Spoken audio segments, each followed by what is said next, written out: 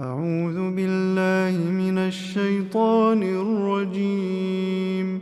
بسم الله الرحمن الرحيم. ألف لام را، تلك آيات الكتاب الحكيم. أكان للناس عجبا أن أوحينا إلى رجل منهم أن أنذر الناس وبشر الذين آمنوا أن لهم قدم صدق عند ربهم. قال الكافرون إن هذا لساحر مبين. إن ربكم الله الذي خلق السماوات والأرض في 6 أيام ثم استوى على العرش يدبر الأمر ما من شفيع إلا من بعد إذنه. ذلكم الله ربكم فاعبدوه، أفلا تذكرون. إليه مرجعكم جميعا، وعد الله حقا، إنه يبدأ الخلق ثم يعيده ليجزي الذين آمنوا وعملوا الصالحات بالقسط، والذين كفروا لهم شراب من حميم وعذاب أليم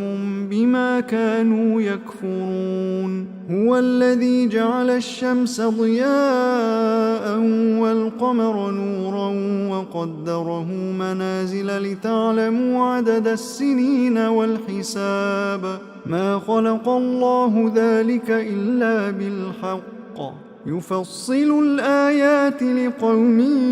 يعلمون. إن في اختلاف الليل والنهار وما خلق الله في السماوات والأرض لآيات لقوم يتقون. إن الذين لا يرجون لقاءنا ورضوا بالحياة الدنيا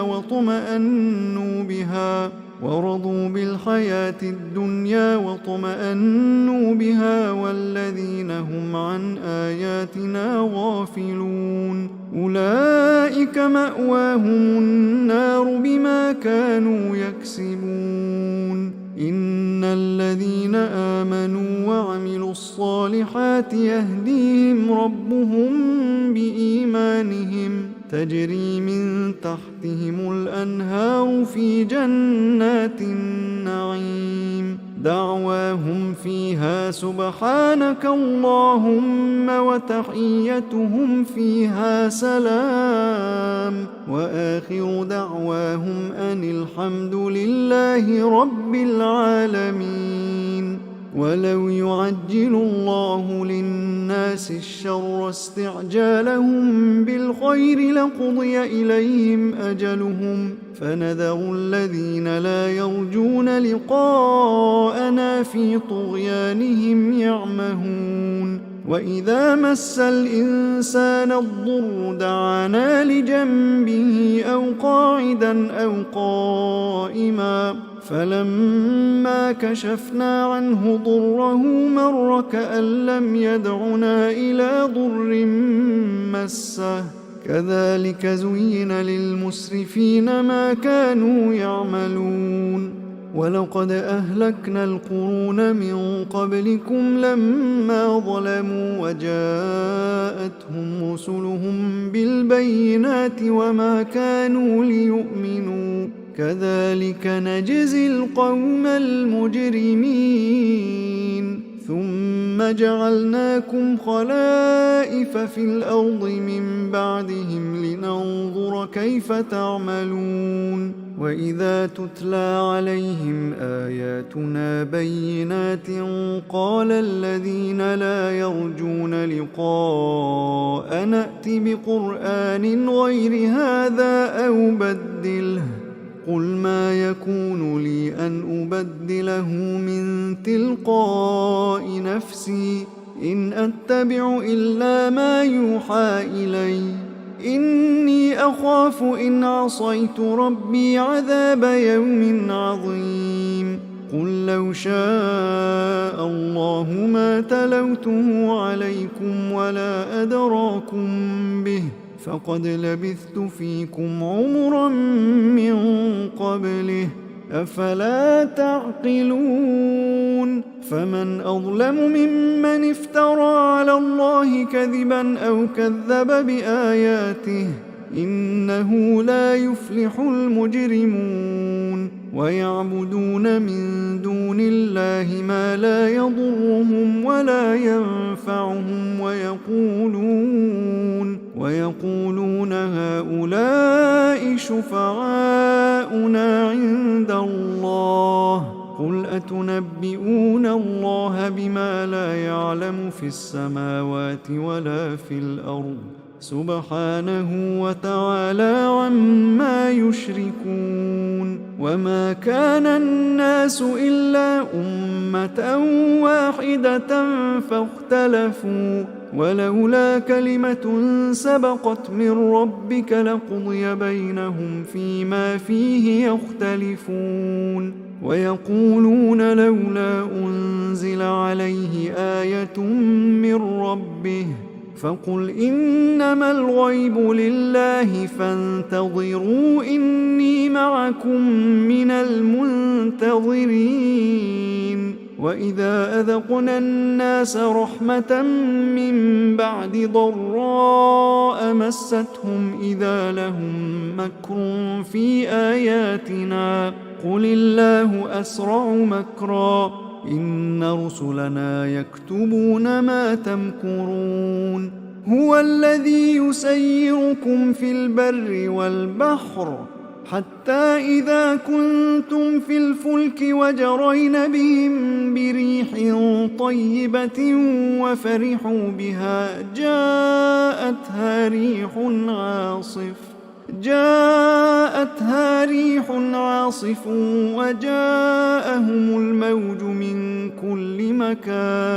وجاءهم الموج من كل مكان وظنوا أنهم أحيط بهم دعوا الله مخلصين له الدين لئن أنجيتنا من هذه لنكونن من الشاكرين فلما أنجاهم إذا هم يبغون في الأرض بغير الحق يا أيها الناس إنما بغيكم على أنفسكم متاع الحياة الدنيا ثم إلينا مرجعكم فننبئكم بما كنتم تعملون إنما مثل الحياة الدنيا كماء إن أنزلناه من السماء فاختلط به نبات الأرض مما يأكل الناس والأنعام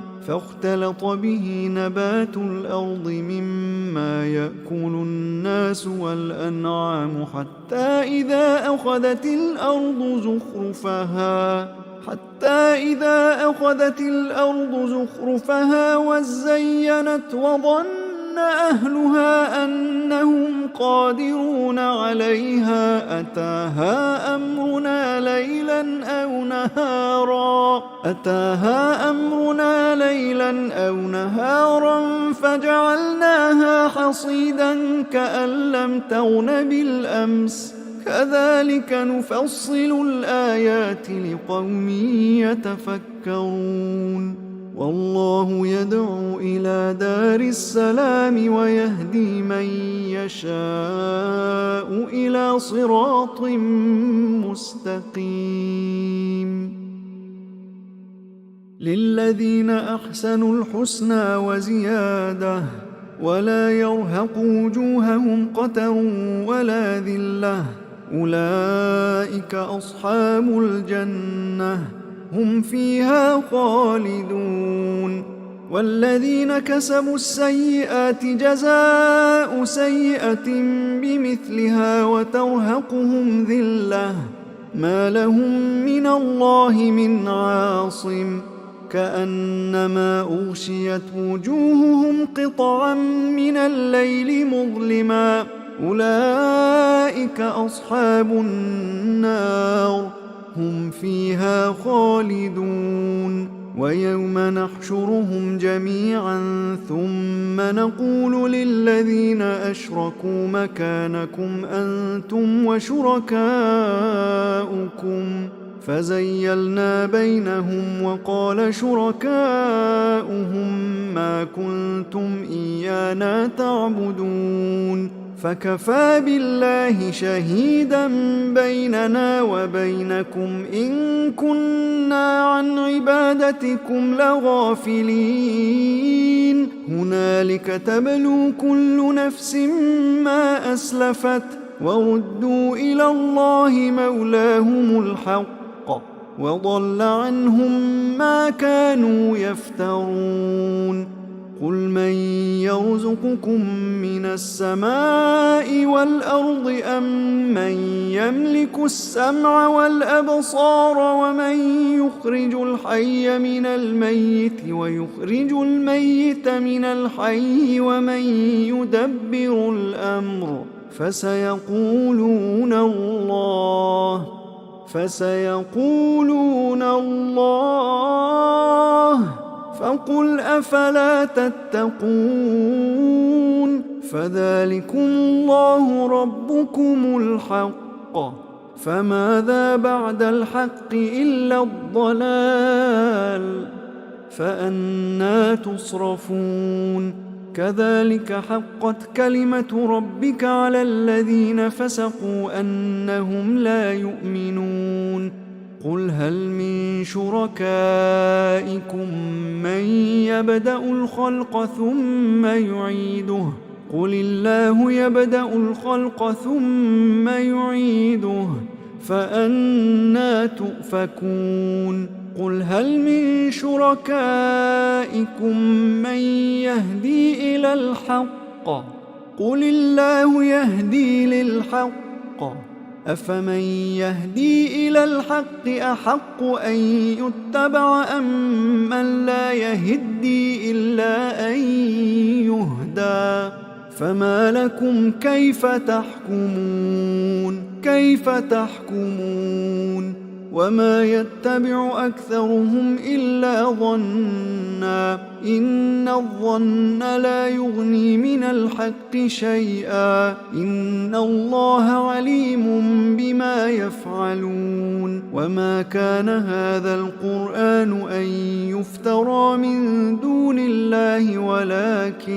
ولكن تصديق الذي بين يديه وتفصيل الكتاب لا ريب فيه من رب العالمين أم يقولون افتراه قل فأتوا بسورة مثله وادعوا من استطعتم من دون الله إن كنتم صادقين بل كذبوا بما لم يحيطوا بعلمه ولما يأتهم تأويله كذلك كذب الذين من قبلهم فانظر كيف كان عاقبة الظالمين ومنهم من يؤمن به ومنهم من لا يؤمن به وربك أعلم بالمفسدين وإن كذبوك فقل لي عملي ولكم عملكم أنتم بريئون مما أعمل وأنا بريء مما تعملون ومنهم من يستمعون إليك أفأنت تسمع الصم ولو كانوا لا يعقلون ومنهم من ينظر إليك أفأنت تهدي العمي ولو كانوا لا يبصرون إن الله لا يظلم الناس شيئا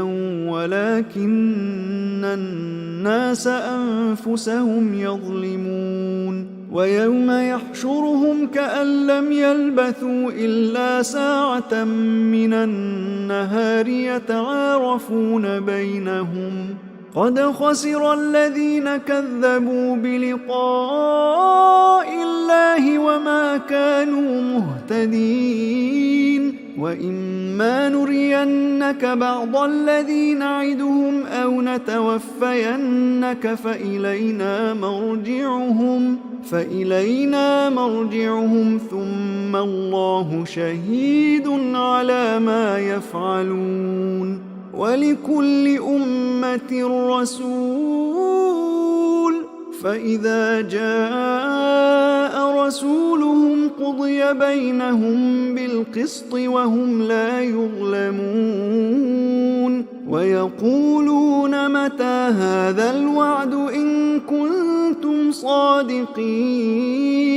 قل لا أملك لنفسي ضرا ولا نفعا إلا ما شاء الله لكل أمة أجل إذا جاء أجلهم فلا يستأخرون ساعة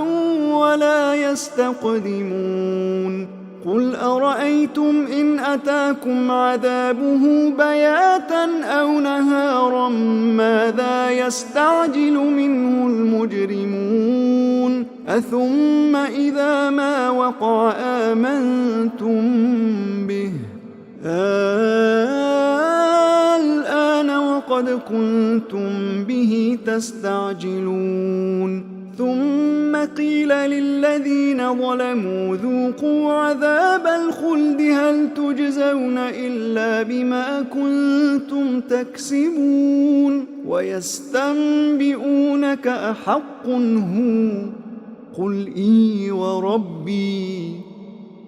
إي وربي إنه لحق وما أنتم بمعجزين ولو أن لكل نفس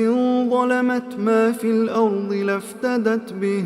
وأسروا الندامة لما رأوا العذاب وقضي بينهم بالقسط وهم لا يظلمون ألا إن لله ما في السماوات والأرض ألا إن وعد الله حق ولكن أكثرهم لا يعلمون هو يحيي ويميت وإليه ترجعون يا أيها الناس قد جاءتكم موعظة من ربكم وشفاء لما في الصدور وهدى ورحمة للمؤمنين قل بفضل الله وبرحمته فبذلك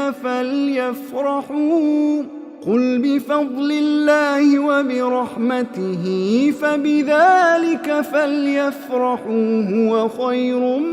مما يجمعون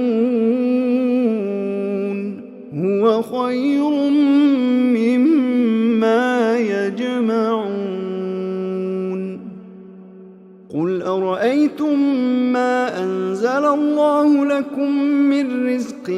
فجعلتم منه حراما وحلالا قل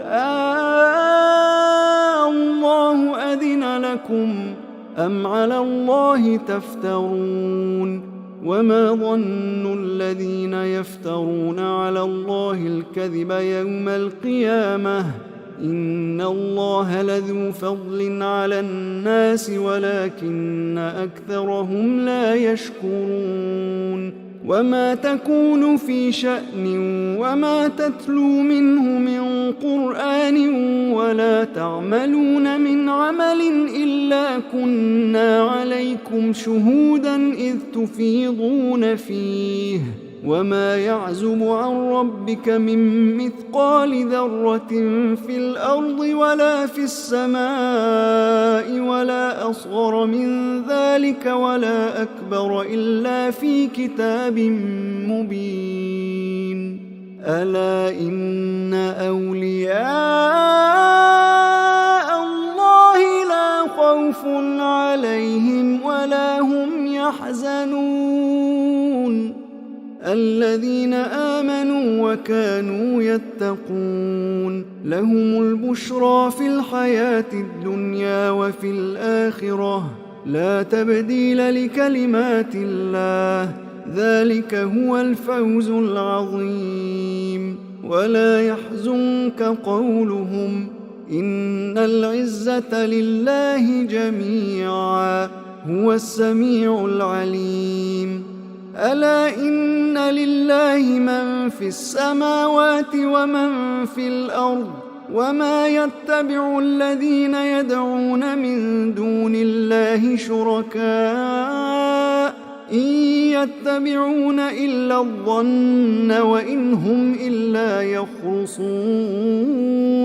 هو الذي جعل لكم الليل لتسكنوا فيه والنهار مبصرا إن في ذلك لآيات لقوم يسمعون قالوا اتخذ الله ولدا سبحانه هو الغني له ما في السماوات وما في الأرض إن عندكم من سلطان بهذا أتقولون على الله ما لا تعلمون قل إن الذين يفترون على الله الكذب لا يفلحون متاع في الدنيا ثم إلينا مرجعهم ثم نذيقهم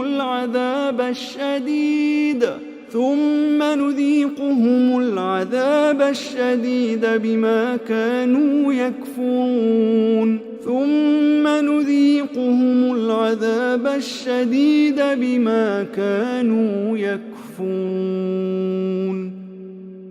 واتل عليهم نبأ نوح إذ قال لقومه يا قوم إن كان كبر عليكم مقامي وتذكيري بآيات الله فعلى الله توكلت فأجمعوا أمركم وشركاءكم ثم لا يكن أمركم عليكم غمة ثم قضوا إلي ولا تنظرون فإن توليتم فما سألتكم من أجر إن أجري إلا على الله وأمرت أن أكون من المسلمين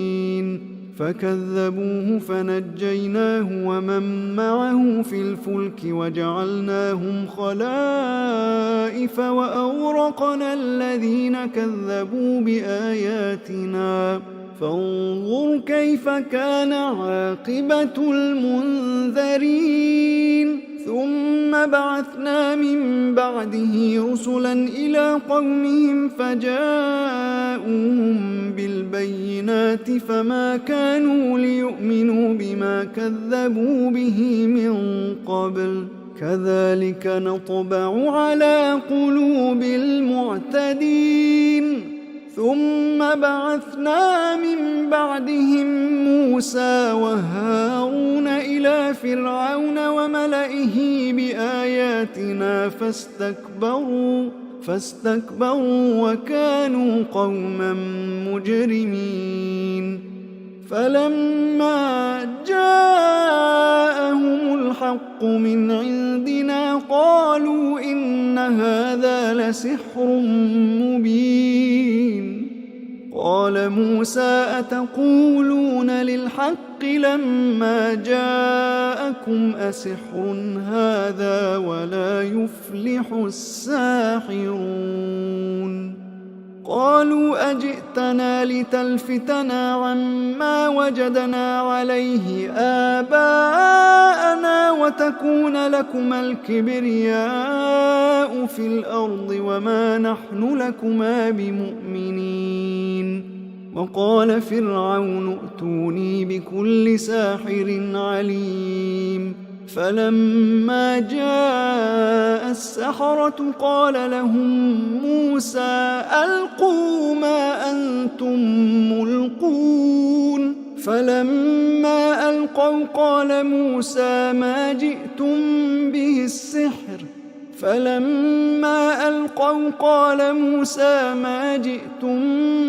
السحر إن الله سيبطله إن الله لا يصلح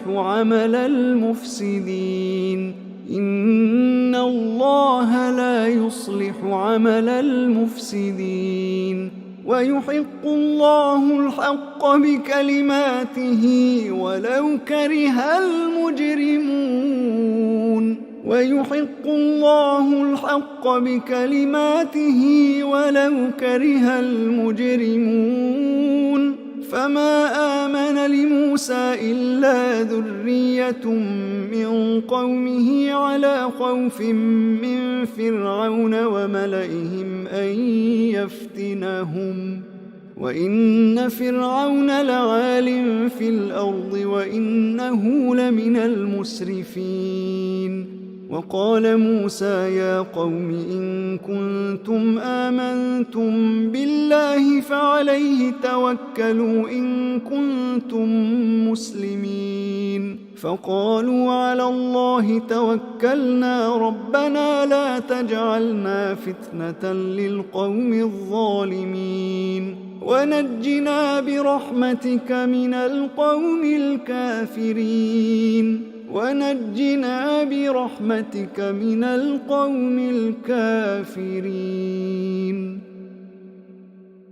وأوحينا إلى موسى وأخيه أن تبوأ لقومكما بمصر بيوتا واجعلوا بيوتكم قبلة وأقيموا الصلاة وبشر المؤمنين وقال موسى ربنا إنك آتيت فرعون وملأه زينة وأموالا في الحياة الدنيا ربنا ليضلوا عن سبيلك ربنا اطمس على أموالهم واشدد على قلوبهم فلا يؤمنوا حتى يروا العذاب الأليم ربنا اطمس على أموالهم واشدد على قلوبهم فلا يؤمنوا حتى يروا العذاب الأليم قال قد أجيبت دعوتكما فاستقيما ولا تتبعان سبيل الذين لا يعلمون وجاوزنا ببني إسرائيل البحر فأتبعهم فرعون وجنوده بغيا وعدوا حتى إذا أدركه الغرق قال آمنت أنه لا إله إلا الذي آمنت به بنو إسرائيل وأنا من المسلمين الآن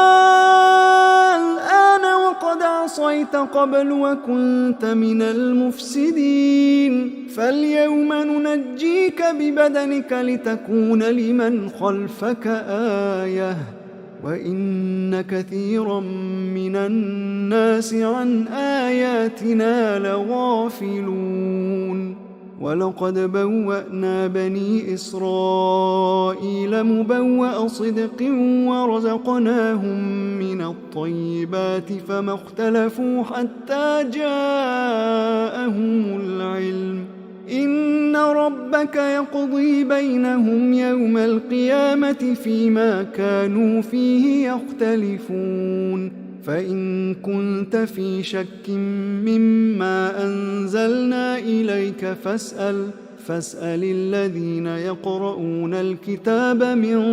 قبلك لقد جاءك الحق من ربك فلا تكونن من الممترين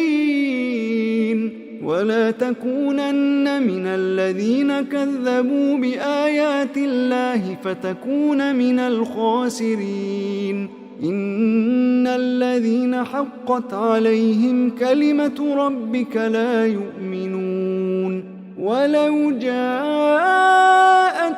كل آية حتى يروا العذاب الأليم فلولا كانت قرية آمنت فنفعها إيمانها إلا قوم يونس لما آمنوا كشفنا عنهم عذاب الخزي في الحياة الدنيا ومتعناهم إلى حين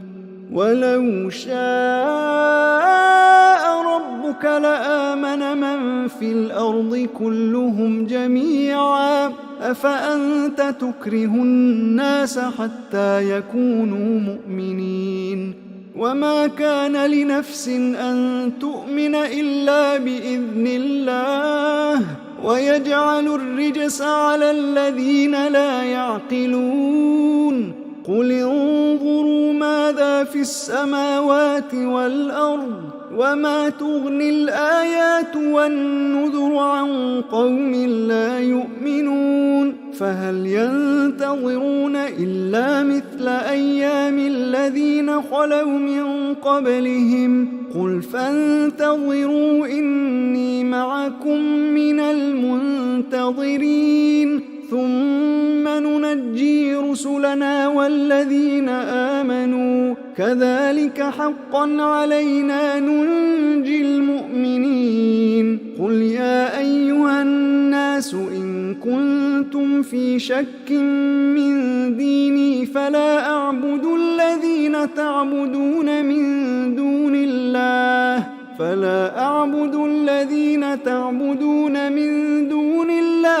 ولكن أعبد الله الذي يتوفاكم وأمرت أن أكون من المؤمنين وأن أقم وجهك للدين حنيفا ولا تكونن من المشركين ولا تدع من دون الله ما لا ينفعك ولا يضرك فإن فعلت فإنك إذا من الظالمين وإن